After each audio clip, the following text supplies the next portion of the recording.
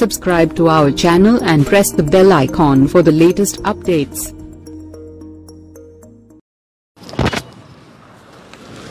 పెనమలూరు నియోజకవర్గం కంకిపాడు గ్రామం, కంకిపాడు మండలం అండి ఇది. కంకిపాడు గ్రామం. ఇక్కడ ఉన్న మన జన సైనికులందరూ ఇక్కడ ఉన్నారండి. You just know their views about ఇక్కడ ఉన్న ప్రాబ్లమ్స్ ఏంటి అంటే, ఒకటి మనం జనసేన కాబట్టి జనసేన వచ్చేస్తుందని చెప్తూ మామూలు విషయం. మన నమ్మకం మనకు పార్టీ మన వస్తుందండి.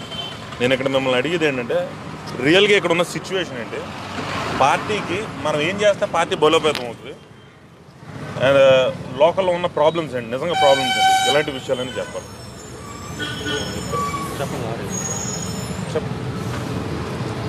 నమస్తే అండి, మాది కృష్ణా జిల్లా పెనమలూరు నియోజకవర్గం. ఈరోజు కంకిపాడు గ్రామంలో ఉన్నాము. ఇక్కడ ప్రస్తుతం ఉన్న పరిస్థితులు ఏంటంటే, అధికార పక్షం ప్రతిపక్షం వాళ్ళ దౌర్జన్యాలు బాగా జరుగుతున్నాయండి. ఇక్కడ మేమంతా యువతే ఉన్నారని చెప్పి మాకు సపోర్ట్ చేయడానికి కూడా ఎవరు రావట్లేదు.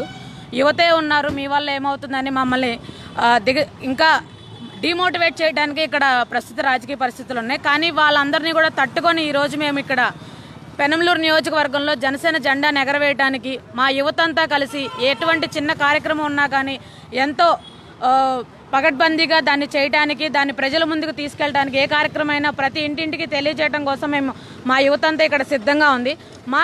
మేము ఆశించేది ఏంటంటే, ఇక్కడ ఎవరైనా మాకు సపోర్ట్గా ఉండి మేము చేస్తున్న కార్యక్రమాలకు కొద్దిగా ఫైనాన్షియల్గా కానీ, లేకపోతే పాంప్లెట్స్ పరంగా కానీ, లేదంటే పోస్టర్స్ పరంగా కానీ, ఇలా ఏదో రకంగా ఇక్కడ మా నియోజకవర్గంలో ముఖ్యంగా ఉన్న యువతంతా డైలీ ఏదో ఒక వ్యాపారం చేసుకునో, లేకపోతే ఏదైనా షాప్లో పనిచేసో, లేకపోతే ఓన్గా చిన్న చిన్న జాబులో అలా చేసే యువతే ఉన్నారండి. వాళ్ళందరూ శనివారం ఆదివారం ఫుల్ టైం ఇక్కడ స్పెండ్ చేయడానికి సిద్ధంగా ఉన్నారు. వాళ్ళే చేతిలో డబ్బులు 100 రూపాయలు అవనివ్వండి, 200 అవనివ్వండి, చేతి డబ్బులు ఖర్చు పెట్టి వాళ్ళంతటా వాళ్ళు చేయడానికి సిద్ధంగా ఉన్నారు. మాకెవరైనా ఎన్ఆర్ఐస్ కానీ, లేదా పెద్ద నాయకులు కానీ, పార్టీ నుంచి కానీ కొంతవరకు ఫైనాన్షియల్ సపోర్ట్ అనేది ఉంటే మేము ఇంకా బలంగా పార్టీని, ఈ ఇరు పార్టీలకు, అధికార పక్షానికి కానీ ప్రతిపక్షానికి కానీ బలంగా వాళ్ళకి ధీటుగా పార్టీని ముందుకు తీసుకెళ్ళడానికి మా నియోజకవర్గంలో మేమందరం అహర్నిశలు పనిచేస్తూ ఉంటామండి. మీ అందరూ సపోర్ట్ ఉంటే ఇంకా బలంగా మా పార్టీని ముందుకు తీసుకెళ్ళడానికి మేము ప్రయత్నం చేస్తాం.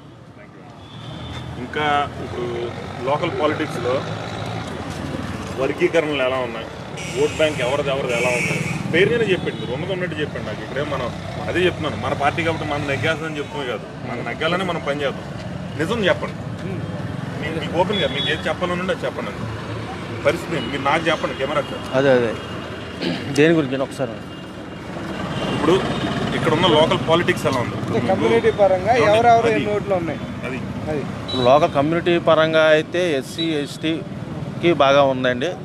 మొత్తం ఎన్ని ఉంటాయండి ఇక్కడ 2 లక్షల ఓట్లు ఉన్నాయండి ఉండటానికి. 2 లక్షల ఓట్లలో ఇంచుమించుగా ఒక 50,000 వరకేమో కాపు సామాజిక వర్గం ఉన్నాయండి. మిగతా 50,000 నుంచి 70,000 దాకా ఎస్సీ ఎస్టీ మైనార్టీ దాకా ఉన్నాయండి. ఒక 30,000 40,000 నుంచి కమ్మ సామాజిక వర్గం వరకు ఉన్నాయండి.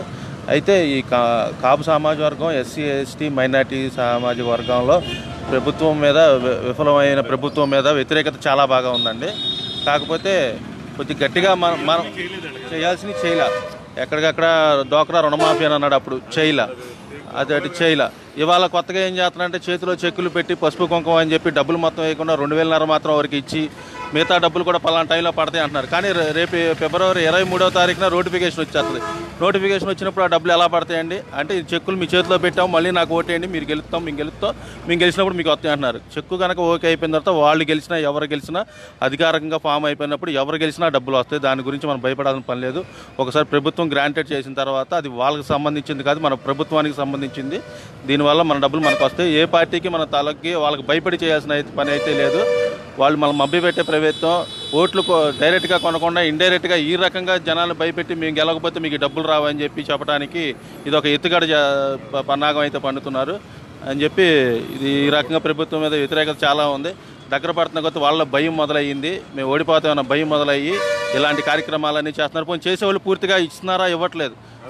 ఒక 2,500 3 తఫాలుగా పెడుతున్నారు. 3 తఫాలుగా అంటే ఫస్ట్ది చిన్న అమౌంట్ పెడుతున్నారు 2,500, తర్వాత పెద్ద అమౌంట్ పెడుతున్నారు. మీకు 2,500 వచ్చింది, ఇంకా 7,500 రావాలి, ఇంకా 7,500 వస్తాయి మీకు, మీరు మాకు ఓటేస్తే నా 7,500 వస్తాయని చెప్పే పద్ధతిలోకి తీసుకొస్తున్నారండి. స్కీమ్లో దాంట్లో చేస్తున్నారండి. ఇట్లాంటి అయితే ప్రజలైతే ఆల్రెడీ ఒకసారి మోసపోయి ఉన్నారు. డ్వాక్రా రుణమాఫీ అన్నారు, డబ్బులు కట్టొద్దని చెప్పి 5 నెలల వరకు కట్టలేదండి ఎవరో. కానీ గెలిచిన తర్వాత వడ్డీతో సహా దగ్గరుండి కట్టించారు. దానివల్ల డబ్బులు ప్రజలకు ఇచ్చిందైతే తిరిగి ఏం లేదు. మళ్ళీ ఎలక్షన్లు వచ్చినాయి, వ్యవసాయ రుణాలు అన్నారు అట్టాగే. దానివల్ల ఎవరికి 10,000 తెస్తున్నారు, అసలు ఎవరికి రూపాయి కూడా తీసిందైతే కనపడ. తీయటానికి తీశారు ముక్కుబడిగా 1,500, ఆ 1000 టీడీపీ సపోర్టర్గా తీశారు. అందులో ఇప్పుడు కాపు రుణాలు అంటున్నారు, కాపు రుణాలు ఎవరికి వచ్చినాయండి? వాళ్ళు పక్కన తిరిగే వాళ్ళకి ఫైనాన్స్. ఇప్పుడు శంకర్ సురేష్ అని మాలో ఒక అతను ఉన్నాడు, అతను ఎవరి ద్వారా రికమెండేషన్ చేసుకోవట్లేదు. దాంట్లో అయితే డబ్బులు అయితే పని అని వచ్చినాయి కానీ డబ్బులు మాత్రం రావట్లా. కాపు కార్పొరేషన్ డబ్బులు మీకు పని అని చెప్పి మెసేజ్ వచ్చింది, రికార్డు రాశారు వచ్చింది. కానీ అతను డబ్బులు ఇంకా ఇవ్వాలంటే అవి కావాలి ఈ కావాలని చెప్పి తిప్పించుకొని చాలా విధంగా ఏడిపించుతున్నారు. 5-6 నెలల బట్టి మ్యాక్సిమం 5-6 నెలల బట్టి ఆఖరికి రేపు కూడా వెళ్తానికి సిద్ధంగా ఉన్నాడు బ్యాంకుకి. అవి కావాలని చెప్పి తిప్పుకుంటున్నారు. ఈ రకంగా వాళ్ళ పక్కన తిరిగే వాళ్ళకైతేనే డబ్బులు వస్తున్నాయి కానీ సామాన్యులకి ఎటువంటి జనభూమి కమిటీలు ఎక్కడండి? జనభూమి కమిటీలు అసలు ఎవరు పనిచేస్తున్నారని దాంట్లో అసలు దానివల్ల హెరాస్మెంటే తప్ప దానివల్ల ఉపయోగం అయితే ఏం కనపడలేదు జనభూమి కమిటీలు. అలాగే డ్వాక్రా మహిళలు మీరు మీటింగ్కి వస్తేనే మీకు డబ్బులు వస్తాయని చెప్పి వాళ్ళని బెదరేసి మీటింగ్లు తీసుకెళ్ళి ఫోన్లు ఎత్తానని చెప్పి వాటర్ ప్యాకెట్లు ఇచ్చి పంపిస్తున్నారండి వాళ్ళకి.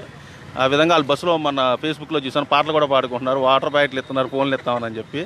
ఈ రకంగా తెలుగుదేశం ప్రభుత్వం అయితే జరిగింది. అలాగే మన జగన్మోహన్ రెడ్డి గారు అయితే ఆయనకి 60 సీట్లు ఇచ్చి ప్రతిపక్షంలో కూర్చొని ప్రజా సమస్యల మీద పోరాడమని చెప్పి ఆయన చెబుతూ ఆయన నెత్తి మీద చెయ్యట్టి చేతిలో పరవణం పెట్టే విధంగా జనాల వెనకాల తిరుగుతున్నారు.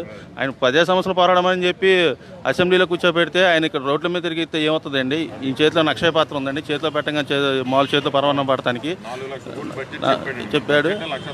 అంటే మళ్ళీ సీఎం అవ్వదు, మళ్ళీ తిరుగుతాడు. ఇక ఆయన పని ఇదే. ఆయన అయ్యేదాకా రోడ్ల మీద తిరుగుతాడు, అయిన తర్వాత చేస్తానంటాడు ఏది. కానీ ఈ రకంగా అధికార ప్రతిపక్షాలు చాలా బలంగా విఫలం అయిపోయినాయండి. ఈ రెండింటికి విసిగిపోయి మా పవన్ కళ్యాణ్ గారు పార్టీని పెట్టి జనసేన ఓట్ బ్యాంక్ ఎలా ఉన్నది చెప్పండి. జనసేన ఓట్ బ్యాంకింగ్ అయితేనండి ఇంతకుముందు ఇప్పుడున్న యువతకు ఓట్లు లేనప్పుడు కూడా ప్రజారాజ్యం పైనలో ఇక్కడ 2 లక్షల ఓట్లు 30,000 ఓట్లు ప్రజారాజ్యం పార్టీకి పడ్డాయి. కానీ ఏమీ లేనప్పుడు 30,000 ఓట్లు ధనికుల మురళీమోహన్ గారికి 30,000 ఓట్లు పడ్డాయి. అలాగే ఇవాళ అంతకన్నా పటిష్టంగా అంతకంగా బలంగా వృద్ధుల్లోకి పెద్దలకి అలాగే పనిచేసుకుంటూ అవుతున్నాం. అలాగే మా రిటైర్డ్ అంటే ఇప్పుడు వ్యూరు మండలం అటు కానూరు కలిసినాయండి. ఇక్కడ కొన్ని ఓట్లు పెరిగినాయి. ఇందాక చెప్పినట్టు కమ్యూనిటీ పరంగా అయితే 50,000 ఓట్లు ప్లస్ మనం గెలవడానికి ఏంటంటే ఇక్కడ 2,40,000 ఓటింగ్ అండి మొత్తం కాన్స్టిట్యున్సీ. 85,000 ఎవరైతే వస్తారో వాళ్ళు విన్ అవుతారు. ఇప్పుడు Subscribe to our channel and press the bell icon for the latest updates.